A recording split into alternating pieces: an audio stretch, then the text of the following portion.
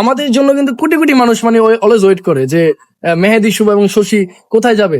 ভাই বাজার করতে পারি না বাংলাদেশে, ভাই আমি বের হলে হাজার হাজার মানুষ মানে ভিড়া ধরে, বাজার করতে পারি না, এই জন্য বাইরে যেতে রাতে পারি বের না। হই ওর সাথে। তো এই জন্য আমরা রাতে বের হই। এখন আপনারাও চলে আসছেন এখানে, মানে এটা আমাদের জন্য খুব বিরক্তিকর একটা বিষয়। আচ্ছা শশী আপু, তো এই যে আপনি কি মেহেদী ভাইকে যে পার্টনার হিসেবে বেছে নিয়েছেন আপনার এই সন্তানকে লালন পালন করার জন্য নাকি? এই বিষয়গুলো আমি এখন ক্লিয়ার না করি। মানে এগুলা ক্লিয়ার কেন করতে যাচ্ছেন না আসলে? না, এটা ইম্পর্টেন্ট ইস্যু না। সন্তান তো আমি লালন পালন করছি, আরে সন্তানটা কার? ওর সাথে আমার আপনাদের দুজনের নাকি অন্য কারো? না, এটা বলা যাবে না, এটা বলা যাবে না।